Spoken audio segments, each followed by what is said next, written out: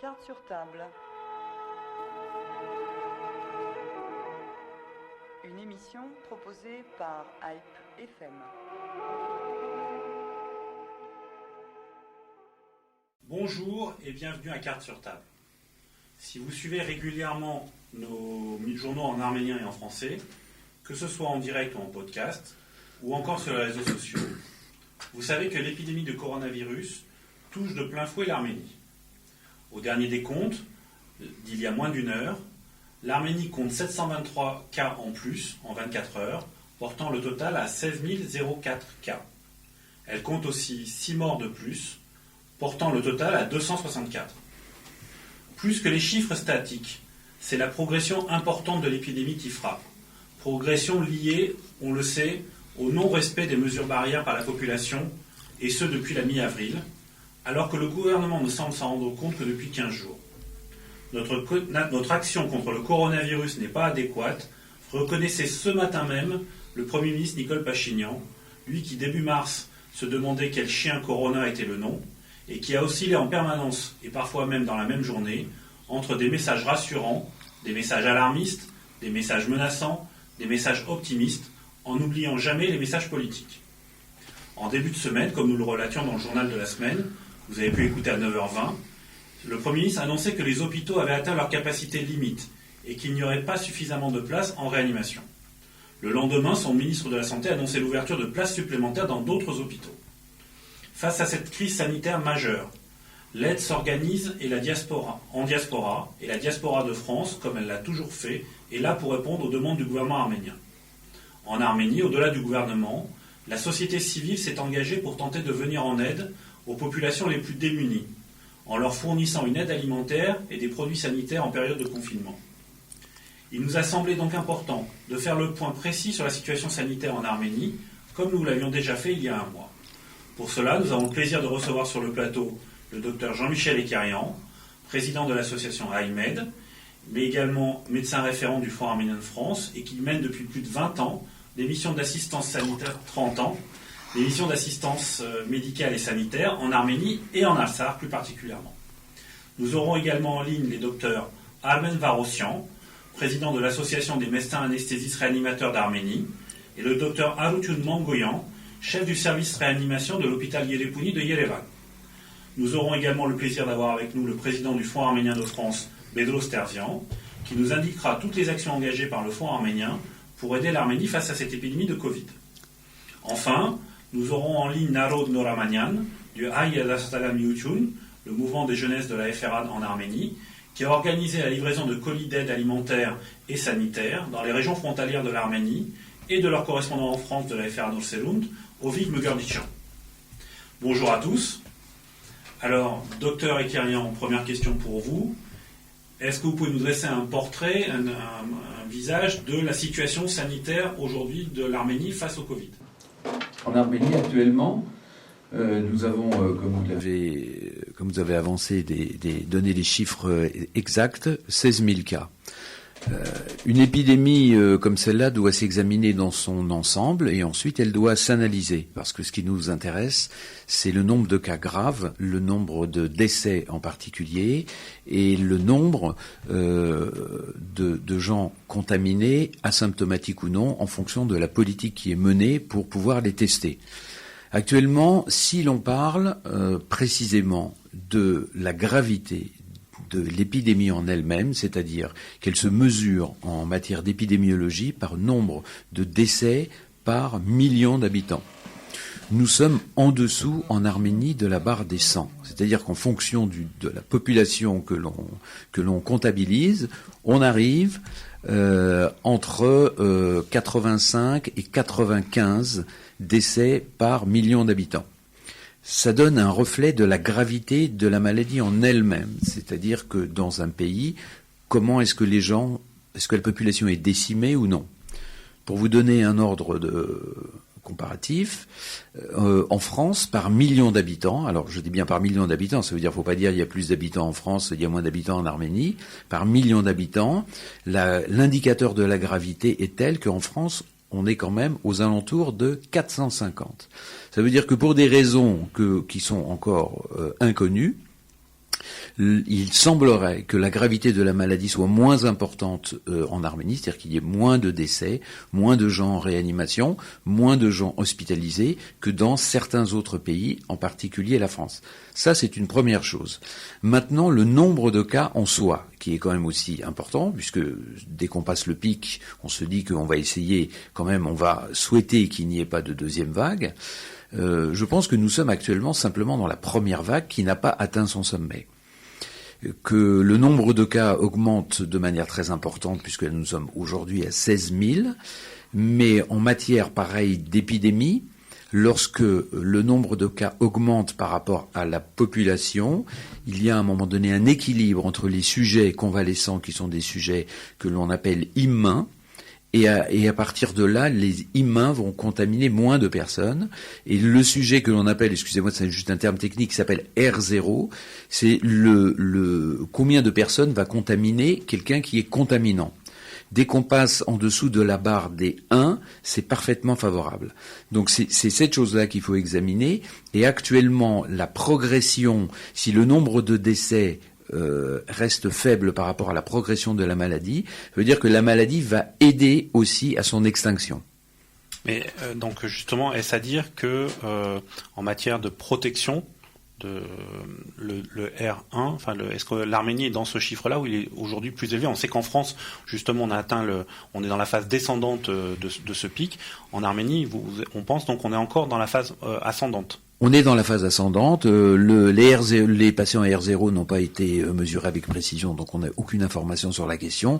Il semblerait quand même que on ne soit pas passé en dessous du 1 pour le R0, compte tenu de l'augmentation du nombre de cas.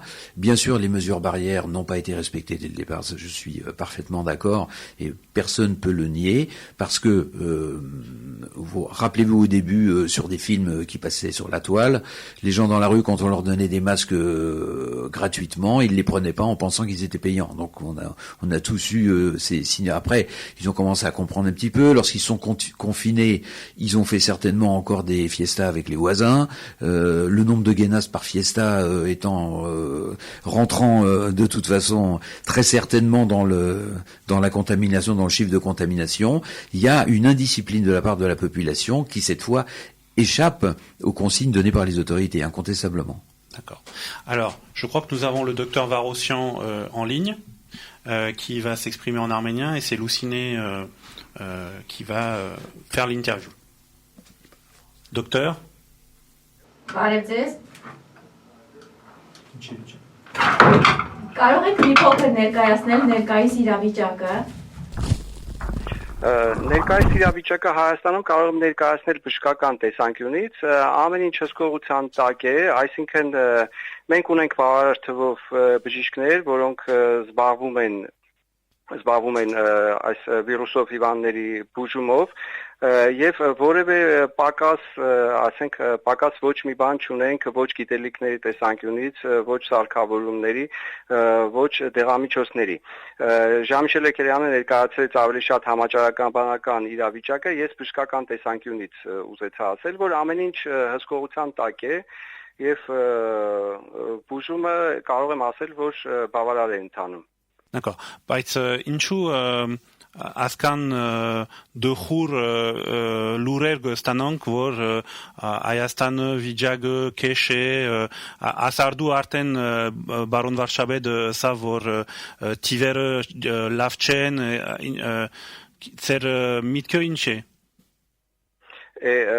Թվերը տատանվում են, այսօր 723 նոր դեպք եղավ, այսինքն թիվը անցած օրերի հետ համեմատ մի քիչ ավելի բարձր է, բայց սրանից ավելի բարձր թվեր էլ եղել են, բայց վիճակը այնպես սարսափելի չէ, ես իմ անձնական կարծիքն եմ ասում, որպես բժիշկ, վիճակը իմ կարծիքով այնպես սարսափելի չէ, ինչպես ներկայացվում է, դա երևի ներկայացվում է ավելի շատ ժողովրդի համար, որպեսզի ժողովուրդը մի քիչ վախենա եւ ավելի խստորեն հետևի այդ պաշտպանական միջոցներին։ Ես դա ասում եմ որպես բժիշկ, ով աշխատում է հենց բժշկական միջավայրում, բժշկական տեսանկյունից մեր բուժումը ընթանում է բարձր մակարդակով, առանց որևէ խնդիրների, առանց որևէ սխալների։ Եվ մահացությունը չեմ կարող ասել, որ շատ ավելի բարձր է, քան թե օրինակ մյուս երկրներում, եւ ընդհանրապես վարչապետը եւս ասաց, որ եթե համեմատում ենք այս ամիսների ընթացքում Հայաստանում ընդհանրապես մահացությունը անցյալ տարվա հետ, այս տարի ավելի քիչ մահացություն է նկատվել ընդհանրապես, ոչ միայն այս վիրուսի հետ կապված, քան թե օրինակ անցյալ տարի։ Եթե կարողացա արտահայտել միտքս։ Alors Jean-Michel Ekarian, on va réagir là-dessus. Donc le docteur dit que la situation est sous contrôle et que les médecins, sur le plan médical, tout est prêt pour traiter les malades et la situation, et même que, comme l'a dit le Premier ministre effectivement en début de semaine, le nombre de décès sur les 4 premiers mois de l'année sont moins importants en 2020 qu'en 2019. Bien sûr. D'abord, merci beaucoup. Merci beaucoup à IPFM d'avoir donné la parole à un médecin. Vous êtes un des premiers à avoir entendu un médecin qui s'exprime sur une maladie qui nous inquiète tous et qui ne... Alors on a un petit problème technique. Peut-être une question, Dr Varossi, en attendant. Yes, yes, copy match. Ok. Նայեցեք հիմա ասի գխոսինք Երևանի մասին, բայց դուք իբրև գտեսնեք ամբողջ Հայաստանի մեջ քյուրերուն մեջ ինչպես է վիճակը Գյումրի, Վանաձոր, ուրիշ քաղաքներու մեջ։ Գյուղերում ավելի քիչ դեպքեր կան, քան Երևանում, որովհետև Հայաստանի բնակչության մոտավորապես 30%-ը կենտրոնացված է Երևանում, հետևաբար Երևանում ավելի շատ մարդ կա, հետևաբար Երևանում վարակի թիվը, հիվանդների թիվը ավելի շատ է։ Գյուղերում հատուկ խնդիրներ երբեք չեմ իմացել, օրինակ Գյումրիում, Վանաձորում եւս ամեն ինչ հսկողության տակ է, մասնավորապես Գյումրիում ես կապի մեջ եմ Գյումրիի բժիշկների հետ, քանի որ ժամանակին երկար աշխատել եմ Գյումրիում, եւ եթե իրենք խնդիրներ են ունենում, անպայման խորհրդակցում են Երևանի համապատասխան մասնագետների հետ, եւ եթե վիճակը հիվանդի այնքան ծանր է, որ հնարավոր չէ տեղում բուժում կազմակերպել, անպայման պայմանավորում են եւ ուղարկում են Երևանի ել ավելի հզոր եւ մասնագիտացված հիվանդանոց։ Բայց Գյումրիում որպես մեծ հիվանդանոց այնտեղ եւս ի վիճակի են բուժումը անցկացնել բարձր մակարդակով։ Շատ լավ։ Իսկ դուք որպես բժիշկ ո՞րն է ձեր խորհուրդը քաղաքացիներին, ինչպես պետք է իրենք իրենց դրսևորեն, որպեսզի շուտ դուրս գանք այս համաճարակային վիճակից։ Որպես բժիշկ ես ավելի շատ բան չեմ կարող ասել, քան վարչապետը եւ կառավարության անդամները, որոնք ավելի շատ են հորդորում ժողովրդին այդ պաշտպանական միջոցներ կիրառել, չնայած 100%-ով ապացուցված չէ, թե դա եւս կարող է փրկել վարակից։ Իմ խորհուրդը նույնն է, ինչ որ կառավարության անդամներին է, որովհետեւ չկրկնեմ, ժողովուրդը պետք է կատարի այն կանոնները, ինչ որ առաջարկվում է կամ պարտադրվում է կառավարության կողմից։ Հիգիենայի կանոններ, դիմակներ կրել եւ այլն։ Եվ 1 մետր հեռավորություն պահպանել։ 1.5 հիմա ընդունված է 1.5 մետր։ Շատ merci docteur. Merci de votre intervention, docteur. Donc, on le rappelle, il est le chef des médecins anesthésistes réanimateurs d'Arménie, Jean-Michel Ekarian. Oui, Armen Varossian que vous venez d'entendre, donc travaille à l'hôpital Yelebouni, il travaille aussi dans d'autres établissements, et il est le président de la Société arménienne d'anesthésie-réanimation. Donc c'est une société savante, exactement comme les sociétés savantes qui existent en France, comme la Société française d'anesthésie-réanimation. Donc il vient de s'exprimer, il l'a bien dit clairement, peut-être je vais le dire en français pour les auditeurs qui ne comprennent pas peut-être le Aravel Haeren. Il vient de dire avec beaucoup de clarté et avec beaucoup de calme que la situation est entièrement sous contrôle, aussi bien sur le matériel que sur les médicaments, qu'il dispose des médicaments adéquats et que, en gros, ils n'ont pas besoin d'aide extérieure pour l'instant, et que s'ils avaient besoin d'aide extérieure, ils l'auraient fait d'eux-mêmes, ils auraient contacté les médecins correspondants comme moi-même ou d'autres médecins qui travaillent régulièrement avec notre mère patrie, et ce qui n'était absolument pas le cas. D'ailleurs, nous les interrogions 2 fois par jour pour savoir s'il y avait besoin en temps réel de leur envoyer quelque chose. La situation était sous contrôle, et également au niveau des questions réponse, on pouvait remarquer que on pouvait s'assurer que ce que l'on savait déjà, c'est-à-dire que leur niveau était particulièrement élevé et qu'ils ne faisaient pas d'erreur entre guillemets ou de manque par manque de connaissances. Donc dans tous les cas, il nous aurait demandé s'ils avaient un doute. Donc il vient de le dire de manière très claire, c'est-à-dire que dans cette affaire, ce qui va se passer, je pense que Harut Mardirossian en parlera tout à l'heure, on n'a pas demandé l'avis des médecins. Radio Hype est le premier organe de presse, en plus, à donner la parole à des médecins sur cette pandémie en Arménie. Toutes les informations qui circulent soit sur la toile, soit sur d'autres organes, émanent d'hommes politiques ou d'aides ou de chefs de cabinet ou de je ne sais quoi en rapport avec la politique ou en rapport avec des mouvements. Les médecins sont quand même les premiers concernés dans cette affaire. Et je vous rappelle ce que j'ai dit à Harut Mardirossian hier, c'est qu'un jour, si vous voulez manger la meilleure choucroute de Paris, vous allez demander conseil à un Alsacien pour trouver le meilleur restaurant de Paris. Alors, docteur Ekarian, comment sont pris en charge les malades du Covid en Arménie ?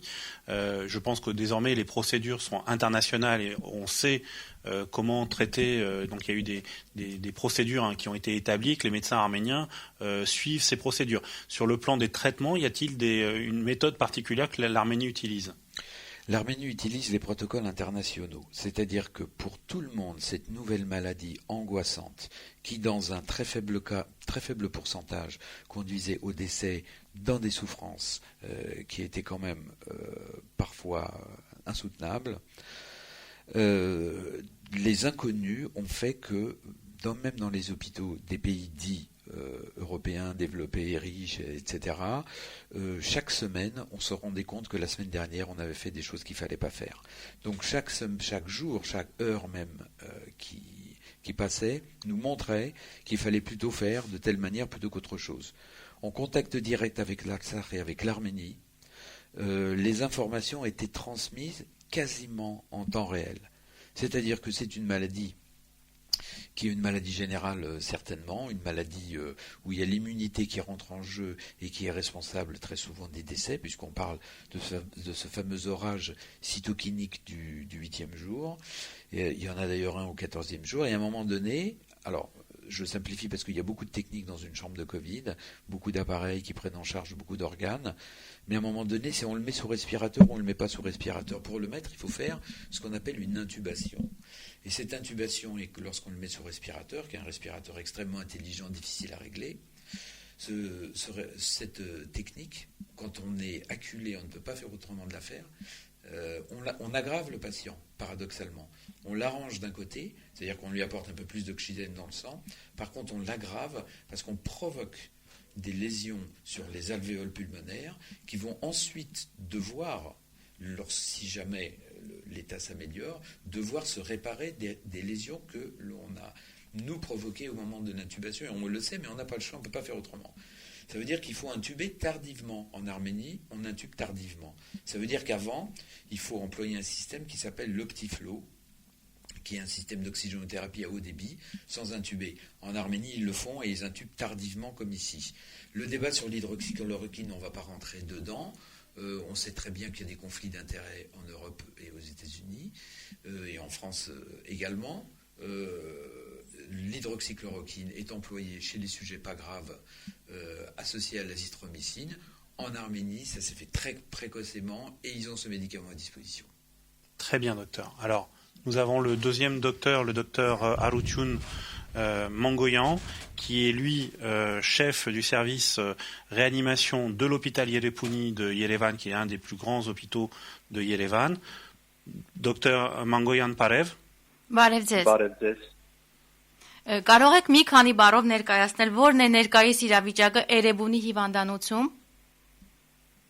Այո։ Էրեբունի հիվանդանոցում այս պահին վերակենդանացման բաժանմունքում գտնվում են շուրջ 12 պացիենտ COVID-19-ով եւ ոչ վերակենդանացման բաժանմունքում, այսինքն սովորական բաժիններում գտնվում են շուրջ 80 պացիենտ։ COVID-19-ով, այսինքն իրենք այնքան ծանր չեն, որ իջնեն ICU, վերակենդանացման բաժանմունք։ Վիճակը իսկապես այն պացիենտների, որոնք վերակենդանացման բաժանմունքում են, ծանր են, նրանց ցուցաբերվում է համապատասխան բուժօգնություն եւ միջազգային ուղեցույցերի եւ պրոտոկոլների համաձայն։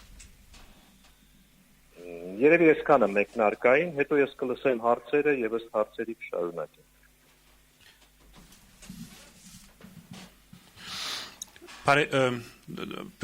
Docteur Mangoyan, քանի դեր ունիք ռեանիմացիայի բաժինի մեջ։ Իմ բաժանմունքը բավականին մեծ բաժանմունք է ռեանիմացիայի, ինքը հաշվարկված է շուրջ 32 պացիենտի համար, այս պահին փաստորեն 12-ը COVID են, իսկ մնացածը այլ հիվանդներ են, ներառյալ պոլիտրավմայով կամ այլ ռեանիմացիոն հիվանդություններով պացիենտներ են։ Այս դեր գա։ Այս պահին ես տեղ չունեմ։ Okay. Փաստորեն վերակենդանացման բաժինը գերհագեցած է այս պահին։ Այո, գերհագեցած է իմ բաժանմունքը։ Եվ դուք գաշխատիք ամբողջ հիվանդանոցներուն հետ, ուրիշ հիվանդանոցներուն մեջ դեր գա, թեր ու ռեանիմացիա վերակենդանացման բաժիններում, մյուս հիվանդանոցներում տեղեր կան, մնացել են արդյոք։ Ես դինամիկ իրավիճակը, դինամիկ սիտուացիան կարող է այս պահին լրիվ չտիրապետեմ, որովհետև ինքը շատ արագ փոխվում է, հասկանում եք, բայց իմ տպավորությամբ, իմ տեղեկություններով շատ քիչ կան տեղեր այլ հիվանդանոցներում նույնպես վերակենդանացման բաժանմունքներում։ Okay. Եվ ինչ է բաժարը ասոր մասին, որ շատ քիչ դեր գմնա։ Դե պատճառը գիտեք որն է, ի սկզբանե ինչպես ամբողջ աշխարհում ռեանիմացիոն մահճակալները իրանք հարաբերական քիչ տոկոս էին գրավում ընդհանուր հիվանդանոցի մահճակալների մեջ։ Այս օրինակ 300 մահճակալանոց հիվանդանոցը շատ քիչ ռեանիմացիոն մահճակալ ուներ, որովհետև դա հասկանում եք, դա բարդ է, դա ծախսերի հետ է կապված եւ ելի եմ ասում ինչպես ամբողջ աշխարհը այստեղ էլ այդ դեֆիցիտը ամենասկզբից էլ կար։ Հիմա ուղղակի այս ամեն ինչը սրվել է, որովհետև այո, առաջացել են նոր հիվանդներ, որոնք կարիք ունեն ռեանիմատոլոգի օգնության, բայց միևնույն ժամանակ ոչ ոք չի կարող մերժել այն հիվանդներին, որոնք COVID չեն, նույն օրինակ տրավմաներով հիվանդներին, իսկ տրավմաները նույն ձև շարունակվում են, չէ՞, կամ ինսուլտով հիվանդներին։ Մեկ հարց, եթե վերակենդանացման բաժինը գերհագեցած է արդեն, նոր դեպքերը որտեղ եք տեղափոխելու, ինչպես պիտի վարվեք։ Ամեն ինչ կախված է նրանից, դու ինչքանով ճիշտ գնահատում ես վիճակի ծանրությունը եւ կարողանում ես ամեն օր հիվանդներին զննելով ժամանակին տեղափոխես այն հիվանդներին, որոնք արդեն կարիք չունեն ռեանիմացիոն բաժանմունքում գտնվելու։ Դրա համար մենք ամեն օր շաբաթ-կիրակի ներառյալ այնտեղ կատարում ենք համայնքներ, վիճակները գնահատում ենք եւ աշխատում ենք լրացուցիչ մահճակալներ ազատել, տեղափոխելով հիվանդերին դեպի բաժանմունք։ Բայց ինչու այսքան ուշ բացվեցան նոր անգորիններ եւ արդեն պետք ունիք, որ նոր անգորիններ բանալ։ Այո, կարիքը կա եւ մի քանի հիվանդանոցներում գնում են այդ աշխատանքները, որպեսզի նոր ռեանիմացիոն անգորիններ բացվի։ Որքան ուշ դժվարանում եմ ասել, ինչու է այդպես եղել, այստեղ ավելի շուտ կազմակերպչական հարցերը եւ prognostication-ի, այսինքն պրոգնոզ անելու ճշգրտության հարցեր են։ Դա մի քիչ էլ եմ ասում ստրատեգիկ պրոգնոզ անելու հարցեր ա եղել։ Անձամբ ես ի սկզբանե կողմ եմ եղել շատ ագրեսիվ կերպով ոչ միայն անկողինները ավելացնել, այլ կազմակերպչական կողմը ուժեղացնել։ Այսպես մի փոքր թիմի շտաբի նման բան ստեղծվելու, որը այդ ամեն ինչը կոորդինացնելու էր։ որը նաև կզբաղվեր այս կարգի պրոգնոզներ անելով։ Օրինակ, քանի մեծ ռեանիմասիոն անկողին է պետք, որտեղ եւ այլն եւ այլն։ Դոկտոր Եվ այստեղ շատ կարևոր է ասել, որ Հայաստանի խնդիրը բժշկական անձնակազմի քչությունը չէ այդքան։ Այո, խնդիրը ավելի շատ կազմակերպչական է։ Եվ ես որպես շեֆ դե սերվիս տեսնում եմ նույնիսկ ոչ թե բժշկական անձնակազմի խնդիր ավելի շատ, այլ օրինակ բուժքույրական անձնակազմի խնդիր։ Իսկ դուք ինքներդ ինչպես կբացատրեք այս անկազմակերպ վիճակը, ինչու էսպես ստացվեց։ Գիտեք, ես չէի ուզենա շատ խորանալ այս պատճառների մեջ, քանի որ մենք դեռ այս ամեն ինչի մեջ ենք, մենք պիկի վրա ենք, բոլոր հետևությունները կարելի անել, երբ որ իրավիճակը ավարտվի, երբ որ ամեն ինչ արդեն ավելի սառը վիճակում լինի, օբյեկտիվ լինենք եւ կարողանանք վերլուծենք, անալիզ անենք, որպեսզի հետագայում ավելի պատրաստ լինենք այս ամեն ինչին։ Ես ինչքան վերլուծում եմ, ամբողջ աշխարհում է քիչ թե շատ տարբերվող վատ կազմակերպված եւ վատ արձագանք ըստ ինձ։ Մեկ-երկու երկիր է, որ իսկապես շատ կազմակերպ արձագանք է եղել։ Մեր խնդիրը միգուցե մենք այո չկարողացանք ուրիշների, չասեմ սխալների, ուրիշների փորձի հիման վրա ավելի լավ պատրաստվել։ Ես իմ կողմից որպես եւ վերակենդանացման մասնագետ եւ առողջապահության կազմակերպիչ փորձել եմ առավելագույն օգտակար լինել։ Նաեւ այդ պրոգնոզ անելու մեջ, նաեւ որ հիվանդանոցը քանի ռեանիմասիոն անկողին, որ մեր խնդիրը հիմնականում բուժքույրերն են, որ մեր խնդիրը հիմնականում այն է, որ արկա անեստեզիոլոգ ռեանիմատոլոգներին պետք է բոլորը ունենան, ով որտեղ է, ինչ է եւ այլն, այսինքն ռեգիստր պետք է լինի, մաքսիմալ փորձել եմ օգնել։ Merci beaucoup, docteur Mangoyan. Alors Jean-Michel Eckel,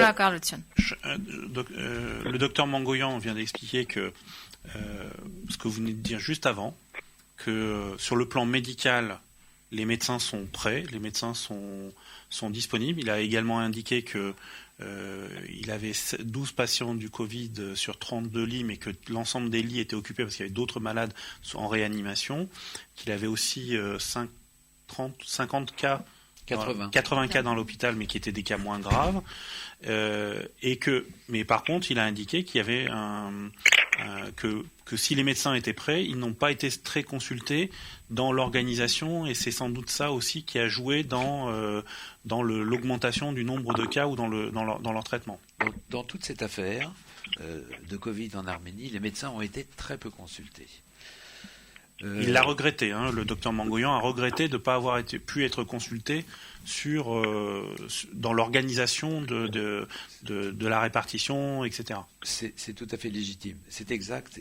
Et Mangoyan, en fait, se fait l'écho de tout ou la plupart des médecins réanimateurs d'Arménie, parce que sachant qu'il allait passer de toute façon, il a donné quelques coups de fil et il a fait le tour avec Armen Varossian. Ils ont fait le tour des réanimations de la Rivazia.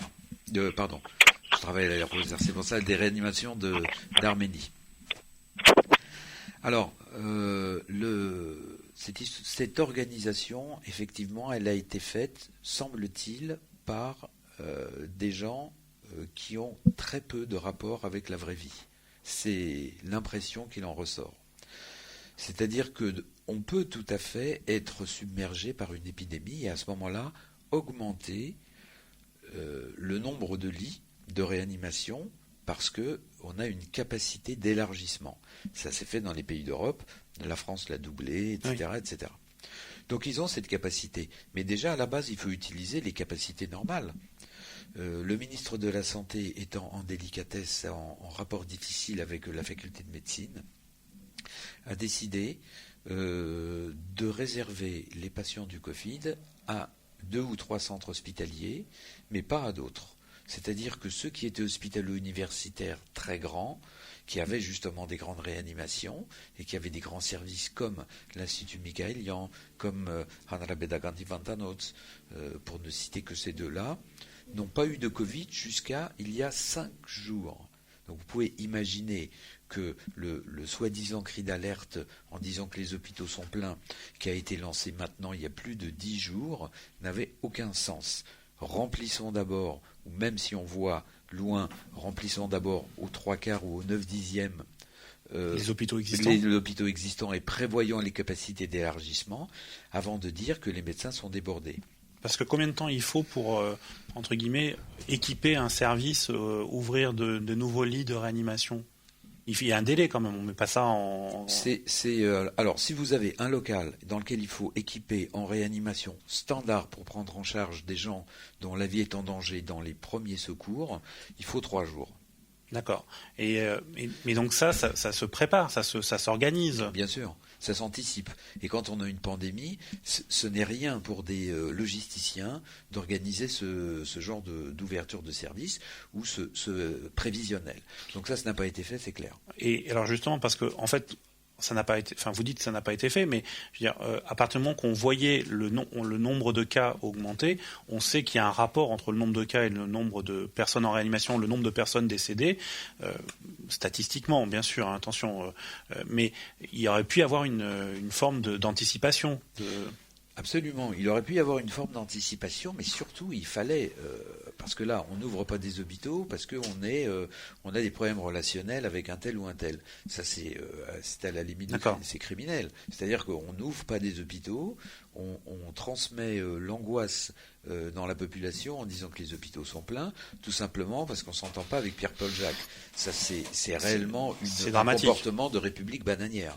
D'accord. Alors, nous avons Bedros Terzian, qui est le président du Foire arménien en France, et pas qu'en France d'ailleurs, puisqu'il est membre du bureau mondial du Foire arménien. Bonjour Bedros Terzian, ravi de vous avoir sur cette... Je vous entends mal, oui, bonjour. Nous vous entendons très bien. Si. Ça va, alors dans ce cas-là, on peut commencer. Voilà. Nous sommes très heureux de vous avoir avec nous. Et alors, pouvez-vous nous dire, dans cette crise du Covid, quel rôle a joué le Fonds arménien de France depuis le début de la crise ? Depuis le début, nous avons été sollicités par les ministères de la Santé à la fois d'Arménie et d'Artsakh. Quand je dis nous, c'est le Fonds arménien mondial basé à Yerevan qui joue le rôle de coordination. Ils nous ont présenté une liste d'équipements, de matériel dont ils avaient besoin et nous avons lancé un appel à des collectes. Et à ce jour, on a réuni $422 000. Avec cet argent, nous avons essayé de remplir les cases de la liste que les deux ministères nous avaient présentée au fur et à mesure. Une liste d'ailleurs qui évoluait bien entendu avec le temps en fonction des besoins. Donc on a fourni des 75 par exemple concentrateurs d'oxygène, des appareils de ventilation. On a en commande encore 50 concentrateurs d'oxygène, des milliers de costumes de protection pour les médecins, de lunettes, des masques d'opération, des gants, etc., des thermomètres de distance. Alors, ça a l'air facile comme ça que je donne une liste.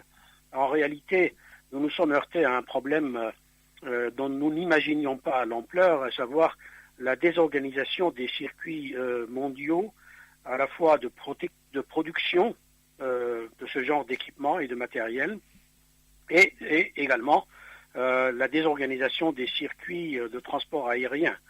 Alors, nous avons été vraiment avec efficacité secondés dans cette tâche de recherche de matériel et d'acheminement de matériel vers l'Arménie par la société Francaire en France, ici. Et très rapidement, les problèmes ont été les suivants. Premièrement, beaucoup de fabricants avaient fermé en Europe. Beaucoup. Donc, il fallait chercher ailleurs. Et c'est ailleurs, dans 95% des cas, pour ne pas dire parfois à 100%, c'était la Chine. Donc en fait, le Fonds arménien de France, c'est fourni en Chine. Le Fonds arménien mondial, y compris la France, se fournit en Chine. Parce que les usines, les fabricants en Europe, y compris en France, avaient arrêté. Et je ne vais pas citer un nom de société française, mais une société française à laquelle nous avons passé une commande il y a déjà plus d'un mois ne donne aucun signe de vie. Nous n'avons aucune réponse. C'est vraiment la désorganisation totale.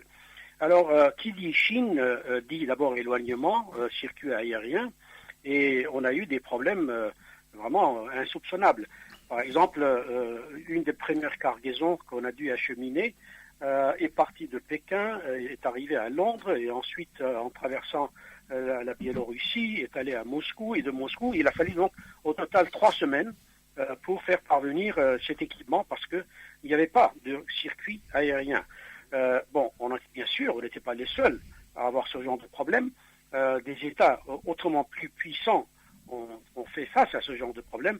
Par exemple, vous avez tous entendu parler de matériel commandé par l'Allemagne en Chine, qui au transit au Kenya a été piraté. Alors je ne sais pas si les Allemands ont réussi à débloquer la situation, mais ce matériel, les Kenyans ont mis la main dessus. Et ainsi de suite. Au-delà de fait de trouver, il fallait également que vous assuriez la sécurité de ce matériel. Absolument, absolument. C'est des problèmes que nous ne connaissions pas, vous savez. À la fin, quand je dis à la fin, donc au bout d'un mois d'efforts, le gouvernement arménien a mis en place des vols directs entre Pékin et Yerevan. Il s'agit d'avions cargo qui, une fois remplis de matériel, alors il ne s'agit pas seulement du matériel du Fonds arménien, je précise, également du matériel acheté par le ministère de la Santé directement, dès que l'avion est plein, il part. Et à ma connaissance, au moins 4 vols, mais quand je dis à ma connaissance, je ne connais pas tout, ont été assurés. Sans doute, les vols ont été plus nombreux. Et à partir de là, l'acheminement de matériel est devenu plus facile. Actuellement, par exemple, nous attendons la livraison dans la zone de Shenzhen. Il faut aussi transporter de Shenzhen vers Pékin, etc. Je n'entre pas dans les détails. Nous attendons la livraison de 50 concentrateurs d'oxygène. Et puis, dès qu'il y a de quoi remplir un avion, on l'envoie. Vous voyez, il y a un tas de problèmes. Et puis, pour terminer, parce que la liste serait trop longue des doléances, il faut payer d'avance les Chinois. Ce n'est pas à l'arrivée de la marchandise qu'on paye. Non, ils sont en situation de domination totale actuellement sur ce marché. Et donc, nous sommes obligés de payer d'avance et d'attendre qu'ils livrent. Nous sommes sans cesse aux nouvelles, etc. Donc, vraiment, c'est une situation très difficile. Nous faisons face à une désorganisation mondiale des circuits de production et de transport aérien. Alors, Bedros Serzian, j'en profite pour que vous puissiez éclaircir un point. On entend régulièrement le gouvernement arménien communiquer sur un fonds anti-Covid qui a été mis en place en Arménie. Est-ce qu'il est lié au fonds arménien mondial ou c'est quelque chose qui dépend du ministère de la Santé d'Arménie ? Non, c'est le Fonds arménien mondial qui a lancé une opération Covid-19 et chaque fonds arménien, c'est un sous-projet du Fonds arménien, on va dire. C'est un projet du Fonds arménien créé à la demande des ministères de la Santé, Arménie-Artsakh, et sous la supervision directe du président de la République d'Arménie, qui a d'ailleurs lancé un appel pour que l'aide médicale passe à travers ce canal pour des raisons d'organisation, pour qu'il n'y ait pas de déperdition d'efforts. Alors justement, ce matin, on apprenait qu'un avion par l'ambassade de France en Arménie et puis par le ministère de la Santé d'Arménie, qu'un avion transportant 10 médecins urgentistes réanimateurs de l'hôpital Cochin était parti pour l'Arménie. Est-ce à la demande du Fonds arménien ? Non, ce n'est pas à notre demande. Je ne suis pas au courant de cette opération. D'accord. Bon, on va suivre cette affaire puisque on va suivre cette affaire puisque effectivement, visiblement, c'est l'ambassade de France en Arménie annonce ça comme une aide de la France à l'Arménie. Donc, on va suivre ce dossier. Maintenant, je voudrais ajouter qu'il y a également une aide au niveau socio-économique. C'est ce que j'allais venir là-dessus. Justement, j'ai entendu parler de l'opération, notamment au Tavouche, où vous avez distribué ce que dans les fromageries du Tavouche qui avaient continué à produire, et donc vous avez distribué cette aide alimentaire aux habitants. Pouvez-vous nous parler aussi des conséquences, de l'aide aux conséquences de la crise ? Alors les conséquences sont désastreuses, bien sûr, sur le plan socio-économique, chômage, pauvreté, dans une population qui déjà était assez pauvre. Et donc c'est pour cela que nous, de notre côté, on essaye de faire un effort. Et dans ce cadre-là, le projet agro-pastoral de Tavouche, qui est mené sur le terrain avec le soutien du département des Hauts-de-Seine, et de notre côté qui est dirigé par notre vice-président Michel Pazoumian, eh bien ce projet a distribué ces dernières semaines 3 tonnes de fromage dans 15 villages du Tavouche à plus de 1000 familles qui ont été identifiées avec l'aide des autorités locales comme les familles les plus nécessiteuses. Nous avons également distribué, mais là c'est tous les ans, simplement cette année on a fait un effort supplémentaire, des plants d'arbres fruitiers.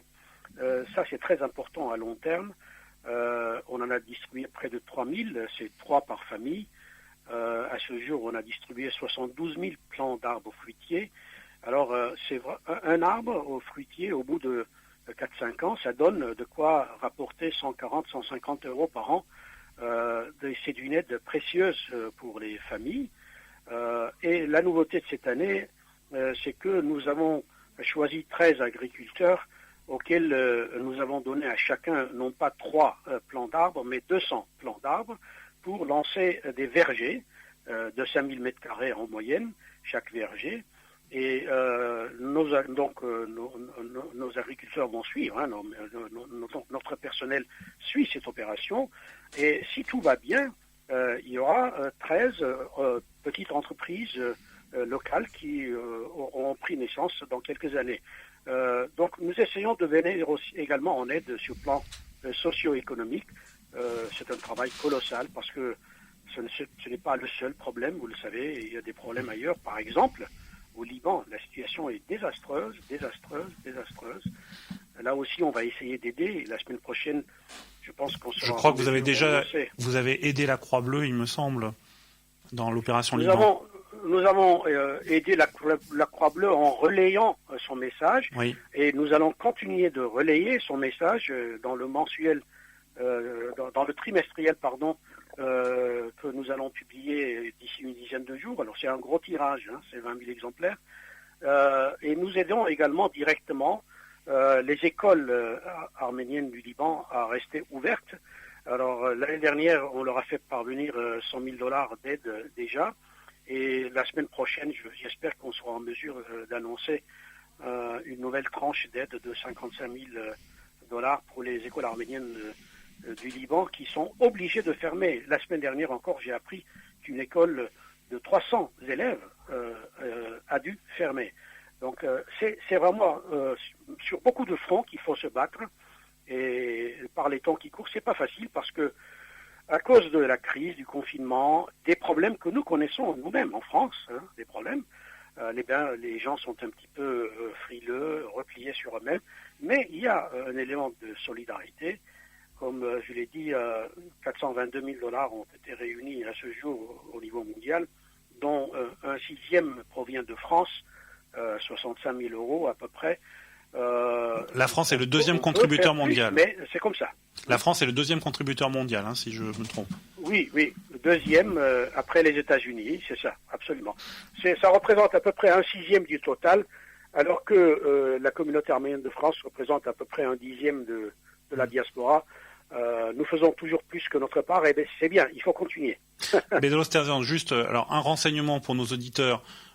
Où peuvent-ils aider le fonds arménien là-dessus? Je pense que est-ce qu'il y a une adresse ou quelque chose où les gens peuvent apporter leur aide et leur soutien? Et puis deuxièmement, plus une question un peu d'avenir, cette crise et les conséquences de cette crise va sans doute aussi au niveau mondial poser des questions sur est-ce qu'il va falloir une réorientation des aides du fonds arménien pour faire face justement? Est-ce qu'il y a des projets qui vont apparaître peut-être moins stratégiques que d'autres par rapport à cette crise économique et sociale qui découle du Covid? Vous avez raison de souligner ce point parce que nous devons adapter notre action en fonction de l'évolution des besoins. jusqu'à récemment, jusqu'à la guerre de Syrie. Bedros, juste pour illustrer, parce que c'est des propos que moi j'entends, et je voudrais que votre réaction par rapport à ces propos, j'ai des gens qui me disent pourquoi construire une troisième route vers l'Artsakh alors que le pays a tant besoin plutôt d'une aide économique et sociale par rapport à cette crise. Voilà, ce genre de truc. Je voudrais que vous nous éclairiez là-dessus. Bon, la réponse à cette question sera donnée par le gouvernement. Ce n'est pas le Fonds arménien qui construit cette route. Donc, je ne vais surtout pas me mêler des affaires des autres. Mais en ce qui concerne votre question, qui se rapporte à notre action, nous, jusqu'à l'apparition de la guerre civile en Syrie et la conséquence sur en particulier la communauté d'Alep, il est vrai que nous avions mis l'accent sur les projets d'infrastructures, de développement de long terme, des routes, des canalisations d'eau, etc. Et à partir du moment où nous avons vu l'apparition de communautés en détresse, celle d'Alep, nous avons commencé à diriger une partie de notre aide vers ces communautés. Pour Alep, je pense qu'on a dû verser pas loin d'$1 million entre le Fonds arménien de France et le Fonds arménien mondial. Et ensuite est venue s'ajouter la situation au Liban, et concomitamment à ça, la situation née du Covid en Arménie, en Artsakh. Vous voyez, ça fait beaucoup de situations de détresse, et nous adaptons notre action en fonction de cela. Cela dit, dans les statuts du Fonds arménien, à la création du Fonds arménien, ce n'était pas cet aspect-là n'avait pas été passé sous silence, puisque il est prévu dans nos statuts que nous aidions les communautés en détresse, les populations en détresse. Simplement, nous n'avions pas eu à le faire jusqu'en 2012-2013, et maintenant, nous devons mettre davantage l'accent là-dessus. Merci encore, Bedros Terzian, pour ces éclairages. Est-ce que je peux rappeler le site de notre... Bien sûr. Oui, alors si vous voulez aider au programme d'aide au Liban ou à l'Arménie, eh bien c'est très simple. Allez sur le site du Fonds arménien, fondsarméniencollé.org, fondsarméniencollé.org, et vous faites votre don en ligne. Sinon, vous envoyez un chèque au Fonds arménien de France, boîte postale 12, 75 660, Paris, CEDEX 14. Voilà, surtout continuez à nous aider parce que des populations en détresse ont besoin de vous et de nous.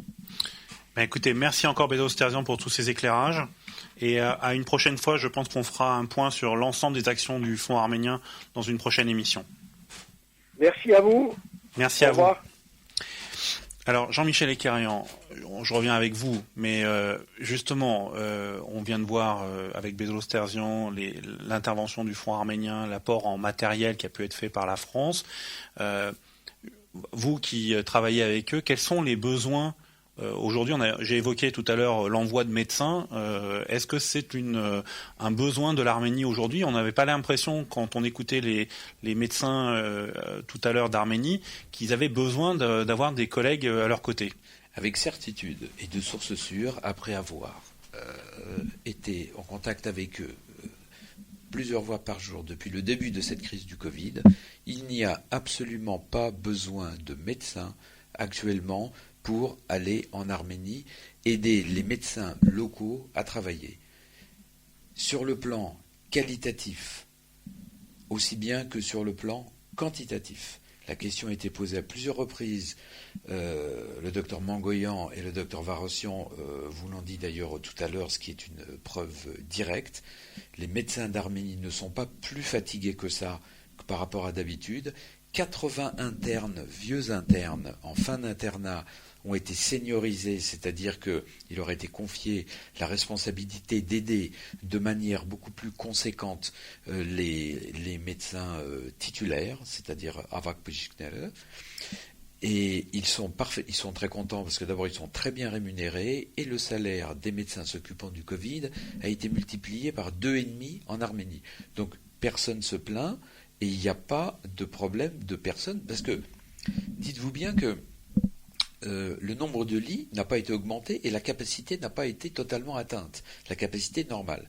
Il reste à atteindre la capacité normale d'occupation des lits de réanimation, certes, qui va peut-être atteindre dans quelques jours son maximum, mais la saturation, c'est quand on ne peut pas ouvrir des nouveaux lits. Et dans n'importe quelle réanimation du monde, la première chose qu'on peut faire, c'est doubler le nombre de lits si on a de quoi les équiper, c'est-à-dire des respirateurs. Quand Bedelos disait tout à l'heure ventilateur, c'est l'équivalent, c'est le synonyme de respirateur. C'est un appareil très complexe, qui coûte entre 10 et 30 000 euros, que l'Arménie a en quantité, suffisamment pour ouvrir des nouveaux lits de réanimation. Et dans ce matériel, le Fonds arménien de France est intervenu de manière extrêmement réactive pour leur fournir du matériel justement qu'ils demandaient. C'est-à-dire des médecins demandent du matériel, parce qu'ils en ont besoin pour travailler, on leur fournit, les médecins disent, on n'a pas besoin de personnel, parce que ce qui va se passer maintenant, je vais vous dire cette histoire qui est probablement avec une connotation politique, en tout cas à aucun moment on entend des médecins se plaindre du manque de personnel, et comme par hasard, il y a des gens non médecins qui font un appel à la diaspora mondiale pour avoir des médecins. Là, ce qui va se passer, c'est qu'il y a un avion là qui part ce matin, avec 10 personnes dedans. Ces 10 personnes, il va falloir, outre les loger, les nourrir, c'est pas un problème en Arménie, mais par contre, il va falloir les prendre en charge en réanimation, c'est-à-dire qu'il va falloir leur donner un interprète, il va falloir lire les dossiers, transmettre les dossiers, il y a une perte d'informations à chaque fois. Le dossier ne va pas être transmis en totalité parce que s'il fait 30 pages, ils vont pas lire les 30 pages et ils vont les avoir dans les pattes et ils vont se rendre compte qu'ils emploient exactement les mêmes protocoles les uns que les autres. Deuxièmement, les 10 anesthésistes qui vont partir actuellement dans cet avion, en France, quand on est anesthésiste réanimateur, dans 90% des cas, on ne fait que de l'anesthésie. Dans 10% des cas, on fait de la réanimation, et on fait de la réanimation chirurgicale. Donc, ça veut dire qu'on est déclenché pour faire du Covid que pendant cette pandémie-là. Ce sont les réanimateurs polyvalents médicaux qui font en cours d'année tout ce qui peut être en rapport avec les défaillances d'organes dues à des problèmes médicaux comme par exemple un problème infectieux grave. Donc ça veut dire que je ne suis pas sûr que le niveau de nos réanimateurs d'Arménie ne soit pas supérieur au niveau des gens qui vont se trouver dans cet avion. D'accord. Bon, alors on va encore suivre ce dossier-là. Mais du coup, on a l'impression quand même une forme de gaspillage d'énergie et d'argent, parce que envoyer 10 anesthésistes réanimateurs en France avec un avion affrété spécialement qui va les attendre, qui va les ramener, ça coûte. Qui prend en charge? Ça, c'est l'État français, généralement ? Alors, écoutez, j'ai été contacté, ainsi que plusieurs de mes collègues. Le docteur Michel Chahignan a également été contacté depuis. Nous restons en contact téléphonique assez régulièrement afin d'échanger nos informations. Il a comme moi senti progressivement, avec l'accumulation des preuves, que ce n'était pas strictement peut-être un problème médical. En tout cas, je ne veux pas m'exprimer à sa place. Toujours est-il que j'ai été contacté par quelqu'un qui n'est pas médecin et qui m'a dit tout d'un coup... Alors, quelqu'un qui n'était pas médecin et qui m'a dit tout d'un coup, voilà, écoutez, il nous faut 20 personnes à mettre dans un avion pour emmener en Arménie parce que les médecins ont besoin. Alors, moi, j'essaie de lui expliquer que, en fait, si on veut les aider, ce que l'on fait déjà, c'est on échange des cas, on leur demande s'ils veulent du matériel, ou on se déplace s'ils ont besoin, etc. Ce qui n'est absolument pas le cas. Ils nous demandent simplement parfois certains dossiers.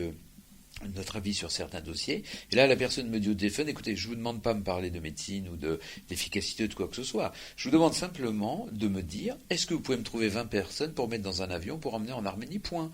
Il dit, si vous ne me les trouvez pas, je vous dis au revoir, et puis voilà. Voilà comment est la conversation. Donc en fait, le truc démarre d'une manière extrêmement douteuse. Et puis après, on commence à se rendre compte que cette personne, qui s'appelle David Papazian, je n'ai absolument aucune crainte de citer son nom, cette personne qui s'appelle David Papazian, qui est un financier, qui est un directeur d'un fonds d'investissement de je ne sais pas quoi, donc à son bras droit ou son bras gauche ou son bras du milieu, j'en sais rien, qui s'appelle Monsieur Armand Pinarbassi, qui lui fait la même chose dans la région Rhône-Alpes. Et puis ce monsieur Papazian, qui a une maison dans le Var et qui téléphone en France avec un numéro arménien, donc de la même manière, essaye d'aller voir le docteur Avedis Matikian, cardiologue, qui a mis en place la coronographie de Golis, qui lui aussi a des soupçons, et m'appelle, et on est effectivement très inquiet sur la véracité et sur l'utilité de cette démarche. Alors vous êtes en train de nous dire que cette initiative est sans doute une initiative hors gouvernementale et qui n'est pas forcément prise en charge. En tous les cas, nous, c'est l'écho que l'ambassadrice d'Arménie nous a indiqué que ça ne venait pas de l'ambassade d'elle que cette demande a été faite. Oui, alors elle a reçu. En fait, vendredi, elle a reçu vendredi, il y a 8 jours, comme ont reçu toutes les ambassades qui se trouvent en Europe, une lettre écrite en anglais en disant « il nous faut des anesthésistes, il nous faut des épidémiologistes, il nous faut des pneumologues, etc., etc. » Du gouvernement arménien. Voilà, ça a été reçu, ça a été envoyé du gouvernement arménien, ça a été envoyé du ministère, ça a été envoyé le vendredi. Le lendemain, samedi, comme quoi même dans le ministère tout le monde n'est pas au courant, le DRH de tous les médecins avait une réunion avec quasiment l'ensemble des chefs de service de réanimation, où étaient présents d'ailleurs Mangoyan et Eva Rossian que vous avez entendu tout à l'heure, et elle a dit clairement, maintenant sur un mois, on est certain qu'on n'a pas besoin de médecins. Ça veut dire que la démarche qui a débuté se passait au-dessus du DRH du ministère de la Santé. Alors, on va bien entendu suivre ce dossier au cours des prochaines semaines, mais nous avons en ligne avec nous Narod Noramanyan, qui est une des responsables du Ayeratagan Miyutun d'Arménie. Bonjour Narod. Vous êtes francophone, vous parlez le français. Vous avez, avec l'association, l'association de jeunesse de la FRA, organisé des distributions d'aide alimentaire en Arménie et notamment dans les régions frontalières. Est-ce que vous pouvez nous parler un peu de cette opération et quels ont été les objectifs ?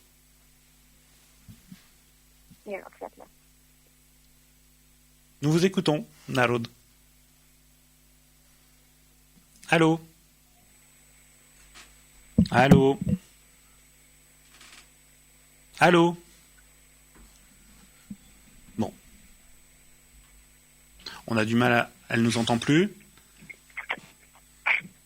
Elle nous entend plus. Alors, Ovig Megerdichan, vous qui êtes de la FRA Nord-Serunt et qui êtes présent ici, est-ce que vous pouvez nous présenter cette opération qui a été menée au niveau mondial des mouvements de jeunesse de la FRA ? Alors, tout a commencé quand les premiers cas de coronavirus ont été détectés aussi en Arménie. Nos camarades d'Arménie, de la jeunesse, ont commencé à se mobiliser pour préparer des packages, en gros, avec de la nourriture à l'intérieur pour distribuer aux familles les plus démunies d'Arménie. La nourriture et des produits sanitaires. Exactement. Du savon, des lingettes sanitaires, de l'eau de javel, etc. Exactement. En gros, on va dire que l'un de ces packages coûte en moyenne entre 35 et 40 euros, et ça sert à subvenir aux besoins d'une famille de 5 à 6 personnes pendant un mois.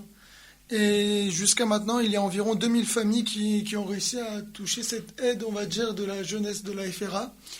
Et bien sûr, le Nord-Serunt, comme tous les YF mondiaux, sont venus en aide en envoyant des dons, en faisant des récoltes de dons comme on le fait actuellement, pour venir en aide au projet de nos camarades d'Arménie pour qu'eux puissent venir en aide aux familles en Arménie. Alors, quelles ont été les régions, comment on choisissait les endroits où il fallait aller ?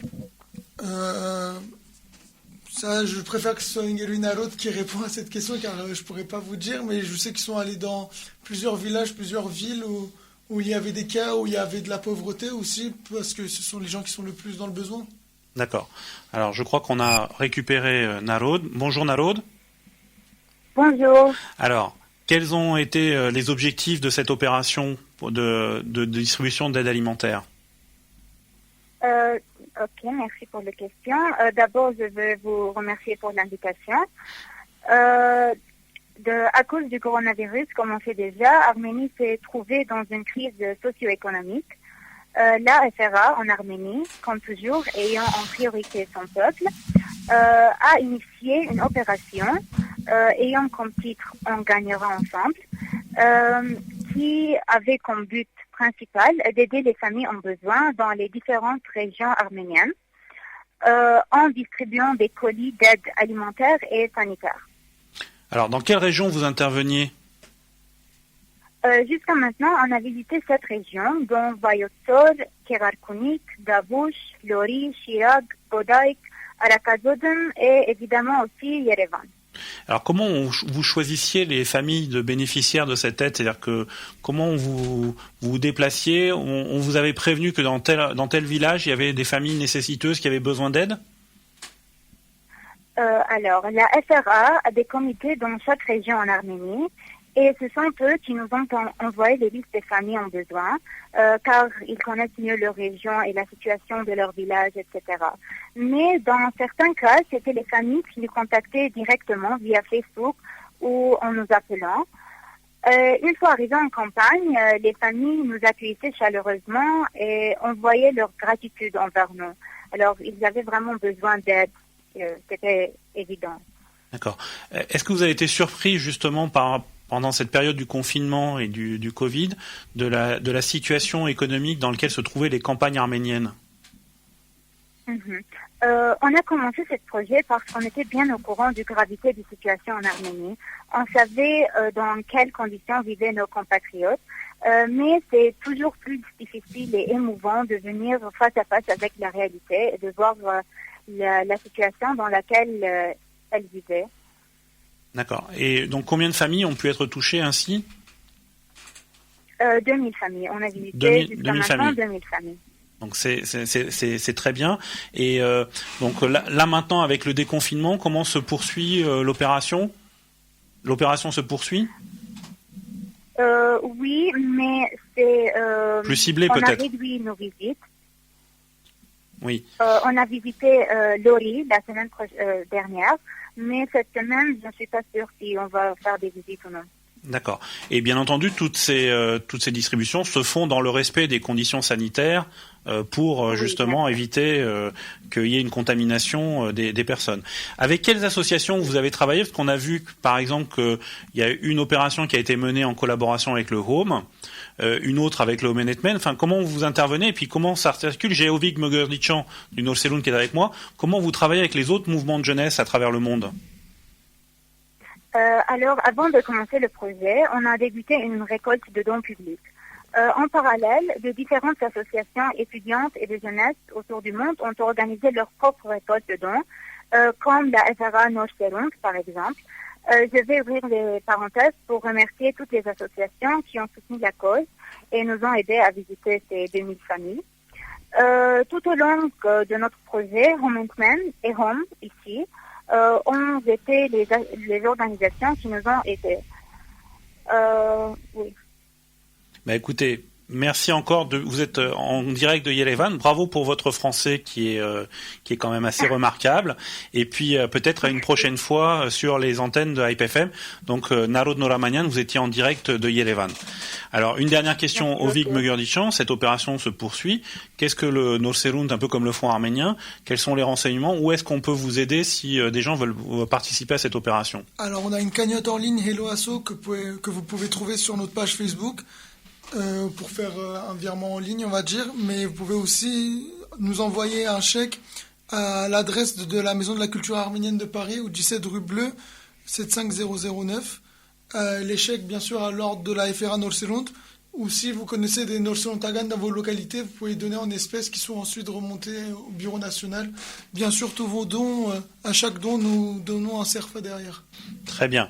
Eh ben écoutez, merci pour là encore cette opération pour l'Arménie. On voit, Jean-Michel Ekerian, que la diaspora, alors que ce soit institutionnel avec le Fonds arménien ou d'autres associations, ont été quand même mobilisées. Même vous, avec Ahmed, vous avez, c'est un contact permanent que vous avez avec les médecins.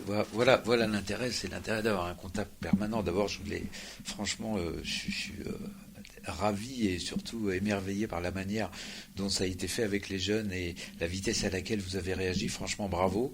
C'est très encourageant et ça donne l'exemple à beaucoup d'autres que on aimerait ne pas avoir trop trop dans le sommeil permanent et se réveiller un petit peu et suivre l'exemple de ces jeunes qui ont réagi rapidement. Alors effectivement, l'Artsakh, c'est la même chose. Alors j'allais vous poser quelques questions parce qu'on s'était eu, je crois, à la veille des élections. Alors on a parlé beaucoup de la situation en Arménie, mais quelle est la situation en Artsakh ?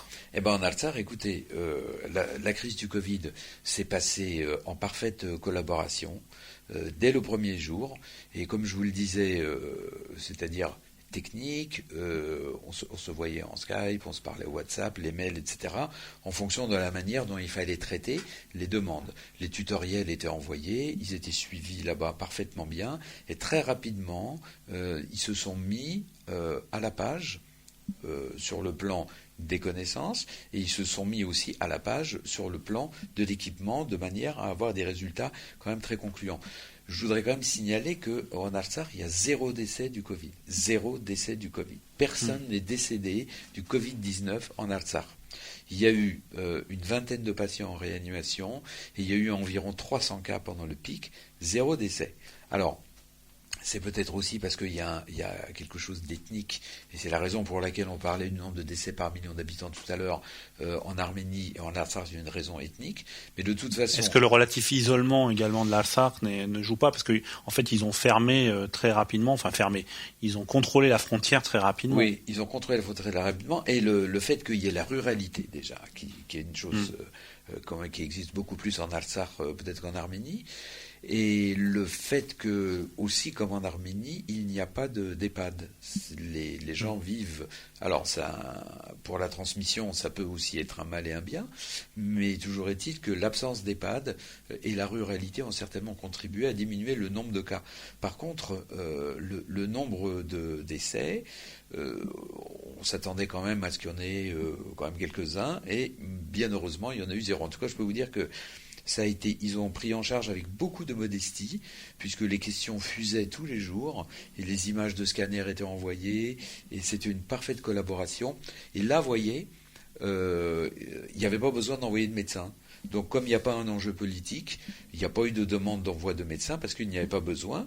Les médecins parlaient aux médecins, et les besoins en renseignements, en avis ou en médicaments ou en matériel, d'ailleurs, le Fonds arménien de France s'est mobilisé également à cette occasion pour envoyer le matériel qui était demandé, et en particulier, on a pu avoir 2 systèmes Optiflow qui permettent de ne pas mettre les patients sous respirateur après intubation précocement, donc de ne pas les aggraver. Et ça, je remercie le Fonds arménien de France d'avoir été extrêmement réactif à cette occasion, comme régulièrement d'ailleurs. Alors, un peu question maintenant sur les besoins. Les médecins nous disent que la situation est, en tous les cas, médicalement parlant, sous contrôle. Donc ça, on l'a bien compris au terme de cette émission. Maintenant, est-ce que ça va pas créer des besoins à plus ou moyen terme en termes d'épidémiologie, c'est-à-dire de programmation, d'anticipation de ce type de pandémie pour l'Arménie. Est-ce qu'il ne faut pas en tirer des leçons, quoi ? Bien sûr, absolument. D'une manière générale, en Arménie, on manque de statistiques. Il faudrait que les gens sont de mieux en mieux en cardio, en réa, en pneumo, etc., etc. Mais par contre, en matière de statistiques, de manière à pouvoir faire des études et de manière à pouvoir faire des publications, il y a un déficit dont il faut se préoccuper. Cette préoccupation, les différents ministres de la Santé ne l'ont pas mis comme priorité jusqu'à maintenant. Je suis d'accord que c'est pas une priorité, mais il faut au moins que ça soit classé dans le cahier des charges à un moment, de manière à pouvoir en faire quelque chose, quelle que soit la maladie. Bien sûr qu'il faut anticiper. La première anticipation, déjà, c'est que la population, il faut qu'elle soit obéissante à partir du moment où elle a des consignes. C'est pas comme quand on est à l'école où on rigole derrière le prof quand il a le dos tourné, que là, il faut faire un chorovaz avec ses voisins alors qu'on est en confinement. Ça signifie aussi que donc, dès le début, il faut que l'État, les autorités, la police, etc., montrent une certaine forme de fermeté pour que les gens se sentent concernés. Fermeté et information. Et information. Parce que de toute façon... pas de message contradictoire en tous les cas. En tout cas, pas de message contradictoire, ça c'est absolument proscrit. Mais aussi, il faut que ça change un peu dans la culture. Il faut quand même avoir une forme d'obéissance Et c'est pas parce que on a un ennemi qui n'est pas apparent que l'ennemi est absent. Je voulais revenir très rapidement, si vous le permettez, Harout, sur le déploiement de ces médecins qui vont venir de France. Il faut savoir qu'ils ont envoyé également des demandes dans d'autres pays. Et il y a des dizaines de médecins qui vont venir de Russie, et il y a des médecins qui vont venir également de Lettonie. Alors, dans cette démarche concernant l'appel aux médecins, c'est une démarche qui est totalement politique, orchestrée, je ne sais pas pourquoi, je ne sais pas par qui, enfin on connaît certains intervenants dont le deuxième nom que je vous ai cité est en rapport avec certaines autres actions, donc ça ne correspond pas à une logique médicale. Les médecins qui vont venir là-bas vont être probablement même en plus une entrave à leur travail, c'est-à-dire qu'ils vont utiliser du temps médical à transmettre des informations. On va utiliser des interprètes et les rapports avec les médecins russes ne sont pas excellents en ce sens que d'abord le niveau moyen médical général en Russie est inférieur à celui de l'Arménie. Je vous rappelle que, ou je vous l'apprends peut-être, mais il y a du tourisme médical entre la Russie et l'Arménie. Tout à fait. De la Russie, on vient en Arménie pour se faire traiter pour certaines notamment pathologies. Cardiologie. Voilà, parce que ou l'urologie aussi, parce que la prise en charge est meilleure en Arménie. Donc, le comportement des médecins de Russie par rapport aux médecins arméniens est un comportement déjà où il y a une espèce de rapport de complexe de supériorité qui sont très mal vécus par les médecins arméniens. Et ensuite, le niveau est inférieur. Je ne connais pas le niveau des médecins de Lettonie. En tout cas, il est possible que pour les médecins de France, nos réanimateurs peut-être les étonnent, sans parler qu'ils peuvent peut-être même leur apprendre aussi parfois quelque chose. En tout cas, c'est une opération qui est parfaitement improductive, infructueuse et gênante par gaspillage de temps médical et d'argent, parce que vous imaginez bien qu'ils ne sont pas venus en avion avec la carte Navigo. Alors, pour finir cette émission, on l'a dit, l'Arménie est sans doute, vous l'avez évoqué en début d'émission, l'Arménie est sans doute dans la pente ascendante de la première vague, qu'elle n'a jamais connu une première vague. En fait, elle l'a connue plus tardivement qu'à partir du déconfinement. Elle l'a connue à partir du déconfinement. Mais est-ce que aujourd'hui, quels sont les moyens? C'est vraiment une éducation de la population à respecter les gestes barrières, à prévenir, pour qui va permettre une stabilisation, voire une décrue? D'une part, il y a les avancées sur les connaissances du Covid et de l'épidémie et de l'épidémiologie en général. Deuxièmement, il y a les gestes barrières avec l'écoute des consignes de manière à ce que cette première vague s'en aille. Mais là encore, je vous répète, il y a deux choses qui sont extrêmement importantes. C'est le nombre de décès par habitant, par million d'habitants. Et ça, on peut comparer tous les pays du monde comme ça. 5 fois moins que la France, quasiment. Bon, je ne fais pas d'angélisme du tout, il faut être en surveillance, armé, prêt à réagir. Ça peut progresser encore. Oui, ça peut progresser, prêt à réagir, mais prêt à réagir à la demande de médecins, c'est-à-dire à la demande de spécialistes qui vous disent on a besoin de ça, pas à la demande de financiers. Et il faut rester en surveillance armée. Et deuxièmement, il y a l'augmentation du nombre de cas qui, si elle se fait rapidement alors que il n'y a pas une très forte augmentation du nombre de décès, va elle-même, par l'augmentation du nombre de sujets humains, c'est-à-dire protégés par des anticorps, diminuer la capacité de contamination à des patients non contaminés jusqu'à présent. C'est dans toute l'histoire de l'épidémiologie, ça se passe comme ça. En elle-même, l'épidémie va se tarir.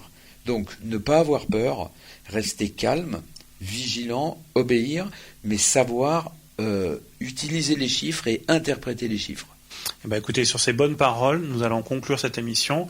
Merci, docteur Ekerian, d'avoir été avec nous. Merci à vous. Je voudrais rappeler que nous avions également Bedros Terzian, le président du Fonds arménien de France, et que nous avions eu au téléphone le docteur Armen Varossian, qui est président de l'Association des médecins anesthésistes réanimateurs d'Arménie, et le docteur Arutun Mangoyan, du chef de service de réanimation de l'hôpital Yerepouni de Yerevan, et que nous avions également Narod Noramanyan, du Ayel Sadam Yutun, et sur notre plateau, Ovig Mugurdichan, de la FR Nurselun. Merci à vous, bonne semaine et à l'écoute de Hype FM.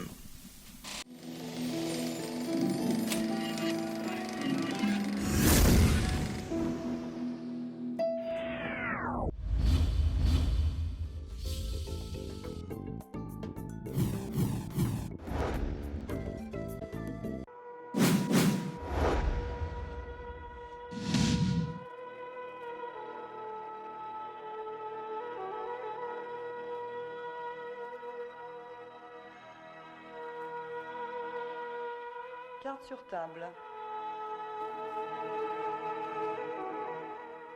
Une émission proposée par Hype FM.